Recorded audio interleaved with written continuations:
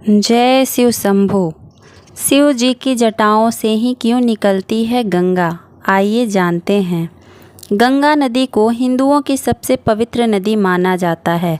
भारत के कई हिस्सों में बहने वाली नदी अपने जल से अनगिनत लोगों को तृप्त करती है।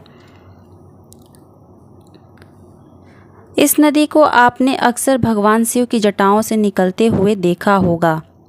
मेरी ही तरह आपके मन में भी कई बार ये ख्याल आया होगा कि आखिर ये नदी शिव जी की जटाओं में कैसे आई। आइए जानते हैं। ये नदी भगवान शिव की तस्वीरों और मूर्तियों में उनके सिर से नीचे की ओर बहती दिखाई पड़ती है। आखिर क्यों? यदि हम पौराणिक कथाओं के अनुसार गंगा नदी की बात करें तो यह त्रिदेव से जुड़ी नदी है। यह नदी हिंदू धर्मशास्त्रों में इतनी शुभ मानी जाती है कि इसके जल का इस्तेमाल सभी धार्मिक कार्यों में और पूजा पाठ के दौरान किया जाता है। आइए जानें इस बात के रहस्य से जुड़ी कुछ बात कि कैसे गंगा नदी शिव जी की जटाओं में स्थापित हुई। अगर हम भौगोलिक रचना की बात करें तो गंगा नदी का उद्गम हिमालय में स्थित गंगोत्री के ऊपर गोमुख से हुआ है। वहीं धार्मिक मान्यता के अनुसार गंगा माता पृथ्वी पर आने से पहले देवलोक में विराजमान थीं। उस समय भागीरथ की कठोर तपस्या के परिणाम स्वरूप माँ गंगा धरती पर अवतरित हुईं।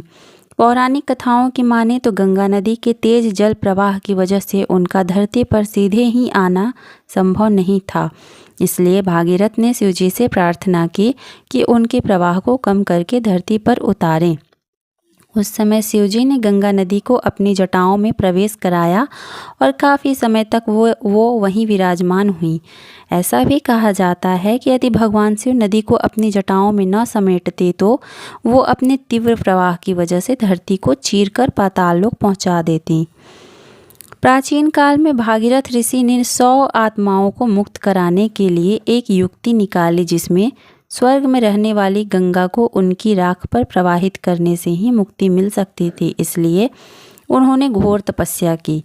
भागीरथ की तपस्या से प्रसन्न होकर गंगा उसके सामने प्रकट हुई और उन्हें आश्वासन दिया कि वह उनकी प्रार्थना पूरी करने के लिए धरती पर जाएंगी। चूँकि उस समय वो स्वर्ग से बहती थीं तो उसका बल मूसलाधार था, जिसे पृथ्वी सहन नहीं कर सकती थी और केवल भगवान शिव ही उस प्रवाह को धीमा करने में सक्षम थे।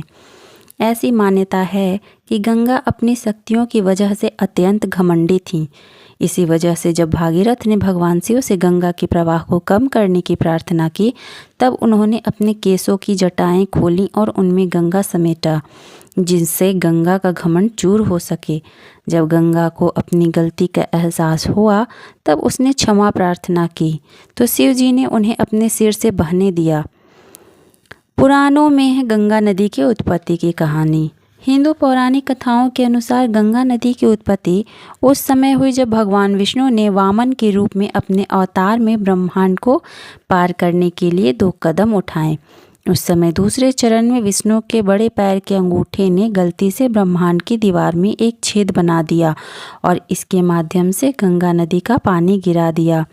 उस समय भागीरथ की तपस्या से प्रसन्न होकर देवता गंगा को पृथ्वी पर उतारने के लिए सहमत हुए और गंगा पृथ्वी पर आगमन हुआ। इस प्रकार पवित्र गंगा नदी भगवान शिव की जटाओं में आई और सदियों से ये अपने पवित्र जल से भक्तों को तृप्त करती आ रही हैं। बोलिए जय गंगा माता, जय शिव शंकर।